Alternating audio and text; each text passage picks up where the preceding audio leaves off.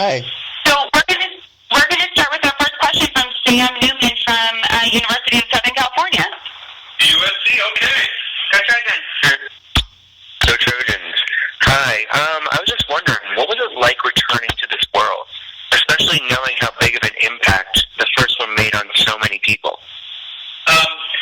The funny thing is that, we go off and we make other movies that take like 4 years each, and we just kind of forget how much time has passed. So it took me a while. I think once I was actually starting to make it about 2012, I don't think we were a good 6 months, maybe a year or two before I realized, wait a minute, all the people that like this movie are 13 years older, and they're probably in college now, or their parents, and it dawned on me that, like, wow, it's going to be a whole different class of an audience coming to this movie.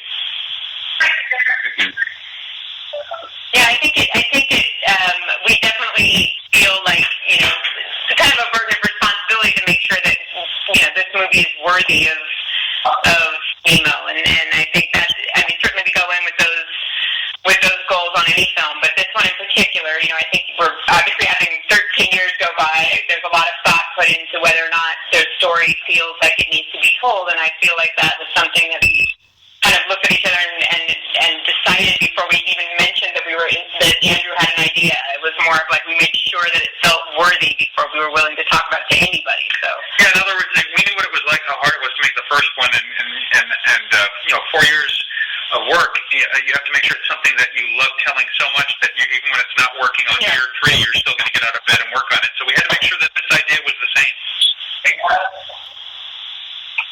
Hey, Miranda from Cal State Long Beach, you want to ask your question? Will we be meeting any new characters for Finding Dory? Yes. You'll be meeting a lot. A whole slew. Because that's half the fun. It's sort of, the ocean is a huge place. There's so many other species. There's so many other locations. It's kind of almost infinite. And so the hard part was kind of paring it down to what would be our favorite types of species to have. And probably our lead one that maybe people have now seen in the trailers and photos of is Hank, the octopus, which is a kind of beast, a creature that we could have never done in the first movie. But now technology has allowed us to be able to do something. He still almost broke the bank. But and then we've got a beluga whale, we've got Bailey, we got Destiny, the whale shark, and then we've got a lot of the natural sea life that's around the California coast. You've got sea lions and otters and loons. So even though we're going back to a lot of familiar characters, we've really broadened the glossary. That sounds great. Thank you so much. Sure. We've got another question from USC. Sarah, do you want to ask your question? I was wondering if there were any other storylines that you considered before landing on this one, and why you ended up choosing it. You mean storylines for a sequel? Yes. Well, the truth is that, first of all, yes. Yeah. We probably went down about 3 or 4 different roads that maybe had a lot of overlap, similarities, until we finally figured this out. But the truth is, every movie we work on, whether it's a sequel or an original, we kind of take a long time to find our way. And so we're very kind of, in a weird way, fortunate that we get 3 to 4 years to work on it, because we go down a lot of wrong paths to find our answers. And Andrew always says that these stories are like archaeological digs. That you start off thinking you're digging for one character, and you're like, oh, that's definitely a triceratops, and then all of a sudden you're like, oh no, it's a water buffalo. Because you just kind of, and it's such a process of discovery and being willing to kind of let stuff go or kind of try new things if it's not working. So this movie was definitely no different. It was always centered around Dory. It always centered around her finding out where she's from and where her family is. But the road we took to get there definitely had a lot of long paths. There's going to be a lot of deleted scenes on the DVD. I'll just tell you that. Sounds great. Well, thank you guys so much. Wait a minute, you guys are in college. Do you know what a DVD is? Yeah. Yeah. We've heard of them. We've heard of them. Jessica from Georgetown, do you want to ask your question? Yeah, great. Hi, I'm a big fan. Just wanted to share the episode in 3rd grade, so this is a big deal. I was just wondering, you mentioned before about how you're obviously approaching this sequel 13 years after you originally made Finding Nemo. And so what were the biggest challenges or opportunities that you saw in approaching this film? And did you target it towards students that would have seen it, when they were little? Did you target it towards them, or are you keeping it sort of very kind of G-rated and sort of traditional? Well, the truth is, I can only speak for myself, but I've never targeted for anybody. I've just written things that I would want to see, and I think I'm just immature enough that it allows all ages. But I kind of like to, I think I really respect when I'm listening to music or seeing artwork or reading a book from another artist. I don't necessarily want them to second guess what I want. I'm more interested in what their taste is, the way they're looking forward, and I like being introduced to stuff I would have never thought of. So I want to be respectful the same way back and just do something that I would just find really enjoyable to me and a lot of my peers that I work with. And we're our own toughest audience, so we figure if we can get past us, then there's a good chance other people will like it. But as far as challenges for like 13 years later, I think I underestimated how difficult Dory is to write for. She was built to be a supporting character to make the other people look good, and putting her in the spotlight and making her the main character with short-term memory loss proved to be very difficult to write for, and I started to hate the person that came up with her, which was me. But Great, thank you so much. Sure. Mariah from University of Hawaii.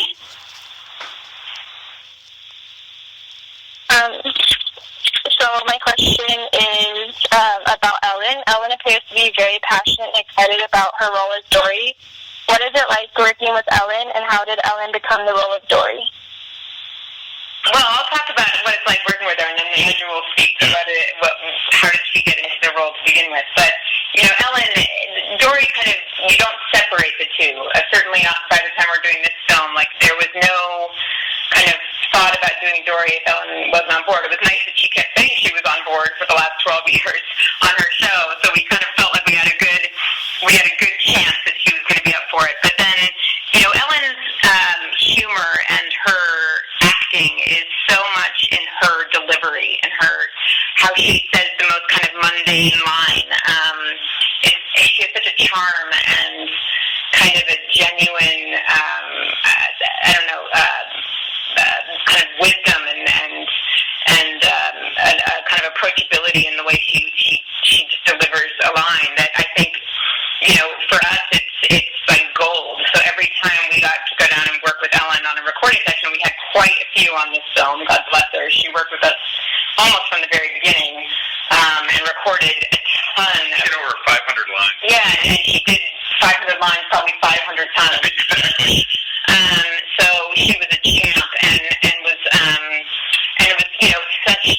always so refreshing when we would hear her read the part, because it just brought it to life. And as much as we would try to do that with temporary voices and stuff, nobody quite does it like Ellen. But Andrew can talk about why she was Dory to begin with. Well, the reason Dory would never have existed had I not heard Ellen on TV once. And this is maybe before you guys' time, but in the late 90s, she was in a sitcom that was actually also called The Ellen Show.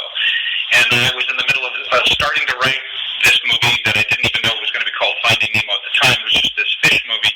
And I read somewhere a fact that goldfish have a memory of 3 seconds, and I thought that's hilarious. And I wanted to come up with a character with short-term memory loss, but I couldn't figure out how to write it without it being kind of annoying or repetitive. And then I happened to have the TV on, and I heard her on her show change the subject of a sentence 5 times, and the way she did it, which we're all familiar with now, was so special. It completely opened my eyes, and I got out of my writer's block. And then I couldn't imagine writing anybody but her doing the voice, which you shouldn't do, because what if she says no? And basically, that was my pitch. I wrote the movie, and I sent her the script, and I called her, and I said, "Hi, Ellen, I wrote this part for you, and if you don't take it, I'm screwed." And she said, "Oh, then I better take it." And that's how it all started. Thank you very much. Kaitlin from UC San Diego. Hi. First off, I just want to say I returned to the movie last night just to see it once again, and it really stands up. So.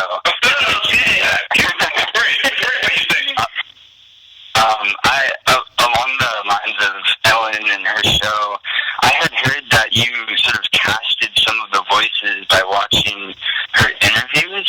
Is that true? And what was that process like, if so? Yeah, well, I mean, whenever we're casting our movies, we have to kind of mock conversations between characters, because what we're really doing is listening to hear kind of how they sound against one another. And often, we don't have the luxury of having any performances that we can use and just pull a clip, from a TV show or movie of these two actors we're interested in. But the lovely thing when one of your main characters, Ellen DeGeneres, is that she has talked to, and there is video and audio of her talking to almost everybody. So it was, when we would come up with somebody that we thought might be great, we would instantly go on to EllenTube or YouTube and be like, she must have interviewed this person, and we would kind of listen and audition voices against hers that way. So in some ways, it made our editor's job a lot easier when we were casting the movie.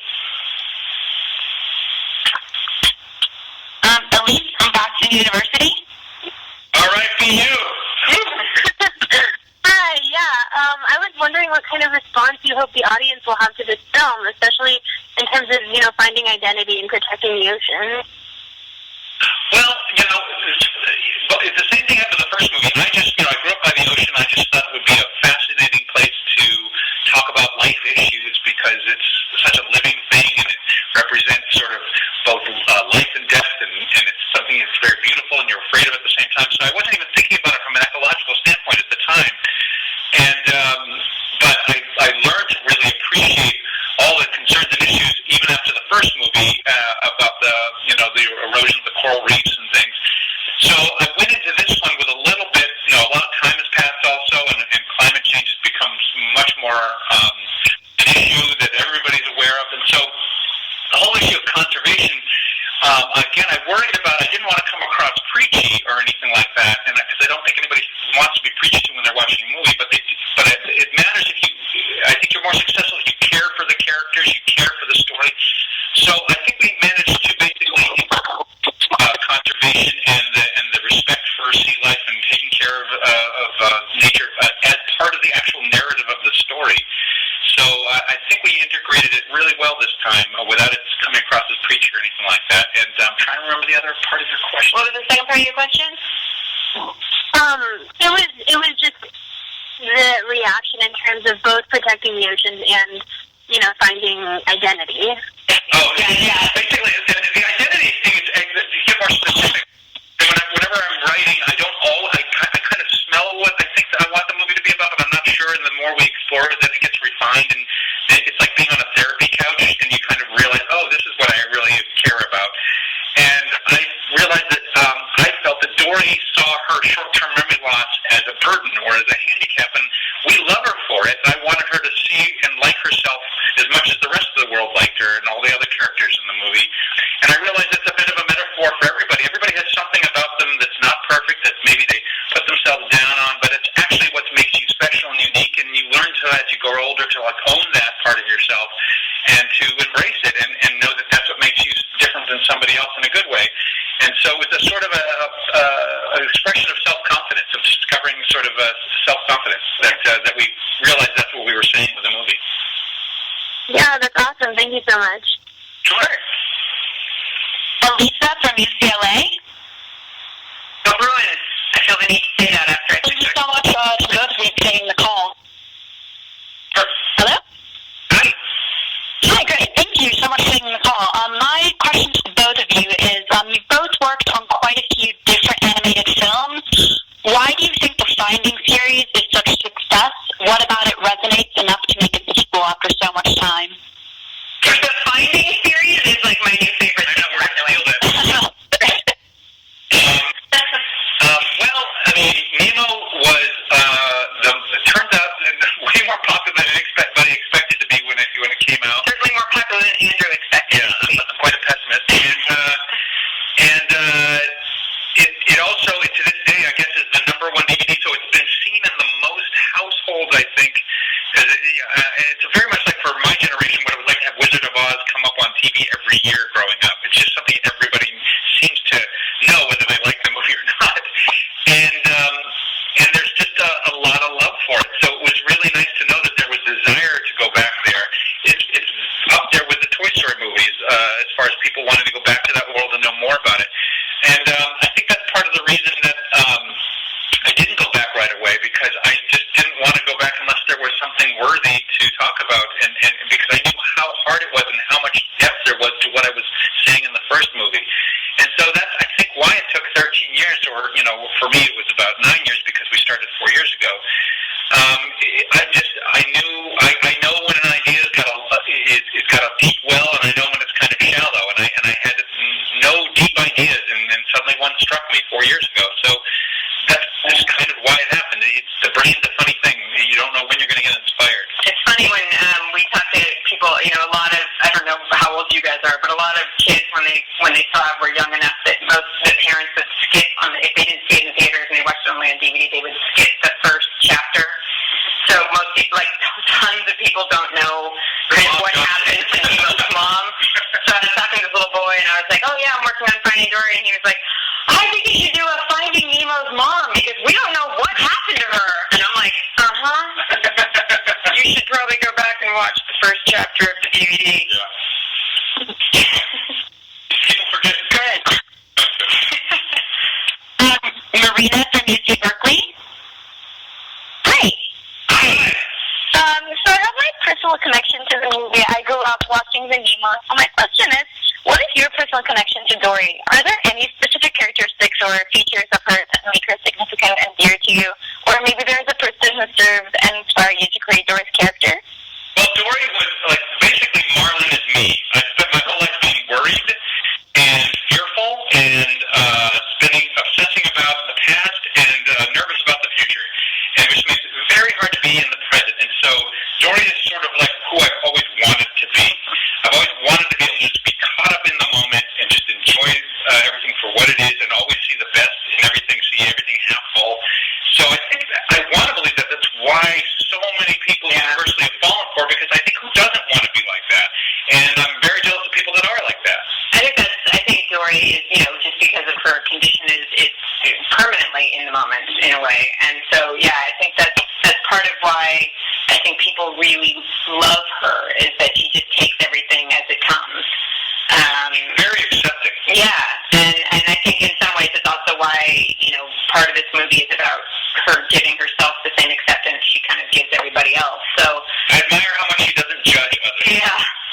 I don't know, I wish there was more people in my life like that. I'm looking for more people if you guys are any of those people. Currently looking for such people too. Yeah. Sarah from USC, do you want to ask your question about animation? No, she doesn't. I guess she doesn't. Sarah, are you still there? Oh, Haley, hi, that's me. Hey. Hello. Hello. Hi, it's great to speak to you both. So my question is actually just directed to Andrew. So since you have been a part of Pixar since the very beginning, what do you believe is in store for Pixar after the sequel and with the Toy Story sequels and The Incredibles? Well, I think it's really hard to say. I mean, I'm always aware of sort of what we're thinking about the next 5-6 years down the line, but as far as like anything wider than that, I know we're a little boring in the sense that we're not trying to break new ground technology-wise, but story-wise, we're always trying to surprise ourselves. We're always one, and I guess what's been fascinating for me is now that we've grown larger and we sort of have a larger pool of talent that's coming up with movies, and there's so much more animation out there in the world and has been for at least the last 10-15 years.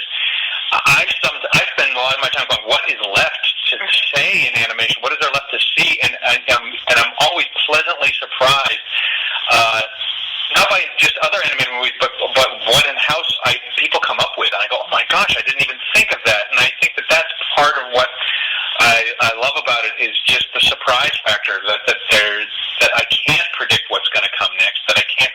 All I hope and know is when it comes out of Pixar is that we'll try our darndest to make it as engaging of a story as all the other ones, but hopefully everything else is it breaks the rule books. But there's no big strategy. I mean, I hate to say it, but there's nobody really flying the plane. We're sort of making it up as we go along. Great, thank you so much. Hello? Sure. Yeah. Hello? Oh, hi. Thank you so much. Can I ask another question, or do you need to move on? Go ahead. Thank you. So on that animation trope, do you think the future of Pixar lies in its sequels, or do you think more original works will come? You know, there is no big plan, and no matter how much it may look like a pattern or something, it's how quickly we come up with a story, how quickly we solve a story. So some of these sequels came up with that haven't come out right away because we haven't liked how good the stories come together, and some, we've come up out with quicker. We're all victim to just how well we solve the story, and we only come up with a sequel if one of the original filmmakers liked the idea or came up with the idea themselves. So again, there is no plan. Believe me, there's a lot of originals that have always been in the works. They're just the toughest to solve, so they end up sometimes getting delayed until we get them just right. That's great. Well, thank you guys so much again. It's a pleasure speaking with you. Thank you. All right, and we're going to ask our last question to Luke from Loyola University in Chicago. Hi. I think a lot of us here grew up with Pixar. You guys are famous for your Easter eggs. I love searching for those. I recently heard Pete Docter put kind of foreshadows to The Good Dinosaur and Inside Out, and this has been happening in a lot of your films. Are we going to see hints to future Pixar projects in Finding Dory? You will. We always try to do something that from the film that's going to come out after us. So you will definitely see that in this film. You're going to have to look hard, or you'll see it. And I think we always, another thing I'm going to tell you guys that we haven't said, I don't think, before. So this is breaking news. Like, make sure you stay to the credits. To the end of the credits. To the end of the credits. Very end. Nobody else has heard this yet, so we're telling it to you here first. Yeah. Okay. And but the A113's in there. The Pizza Planet truck's hidden in there. There's some other. Anytime you see a number anywhere, it means something. And we have a lot of fun. There's a few. Thank you so much. Sure. All right, thank you both so much for joining the call today.